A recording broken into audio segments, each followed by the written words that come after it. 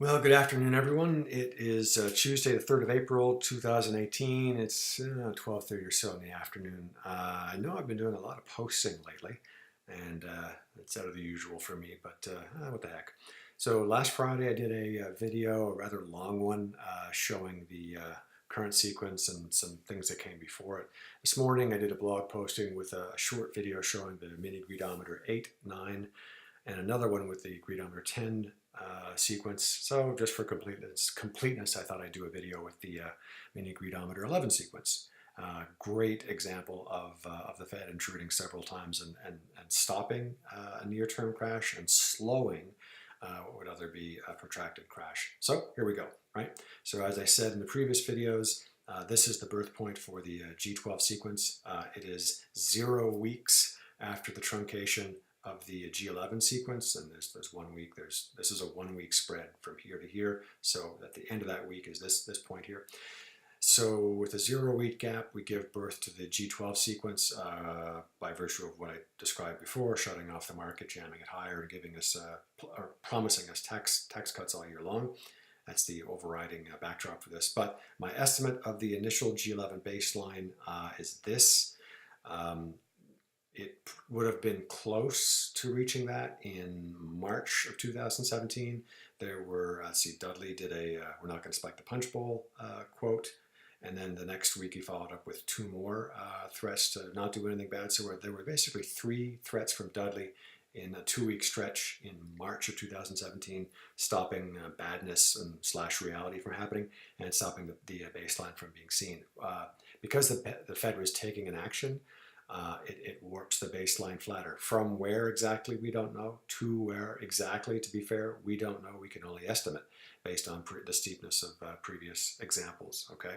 But intra-week values were down around here, so end of week, yeah, it could have been down there. Okay, so there's my estimate of the first top line, estimate of the first baseline. Dudley intrudes, no bad stuff, okay, fine. Now there is a bit of a drop here, but this is 1 week after these 3 sugar bombs were dropped, and one thing about the mini greedometer algorithm is it takes about a week and a half to bake everything in. So the week after, the week immediately following some sort of central bank sugar bomb, you can't rely on that mini greedometer value to be steady state or stable just yet. So we don't put any weight in that.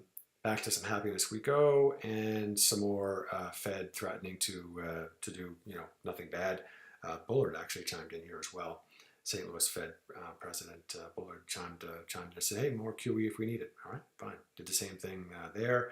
So that stopped another drop here. That was, I remember intra-week was down here. So, another week or so afterwards, we could have seen the baseline down around there. But we don't know for sure. We can only estimate. So Fed stopping a drop here, stopping it here, stopping it here. This was Yellen saying, hey, we may not see rates rise much further at all. Oh, okay, awesome. Oh, right, so back up, we get a new top line. We get an initiation, and we get a new baseline around there. So we start dropping again. Going to be some reality happening. Nope. Dudley says no. I see no asset bubble. And by the way, this massive central bank balance sheet that we have, we're going to take years to see that thing reduce. And even when we're finished, we're not going to leave the balance sheet anywhere near as small as it was before the crash, the big crash of 2007, 8, 9. So party on, dude. That and I see the Trump tax plan threats is basically a truncation of that sequence, and at that point it gives birth to the G12 sequence. So that's the birth point for G12. That's my estimated baseline as of now, as you know from watching the other video. And by the way, this is this week. So my best estimate right now would be for this to be a first baseline point, and the central banks haven't allowed us to see a first baseline point since October of 2014. So this would be kind of cool, to be honest. Anyway, so that's my estimate of of the slope of this baseline. And yes, if you compare it to that, this is a lot steeper than that. So this bakes in 4 Fed rate hikes this year, and basically, for the most part, nothing from the BOJ and nothing from the ECB. So that's sort of ugly reality.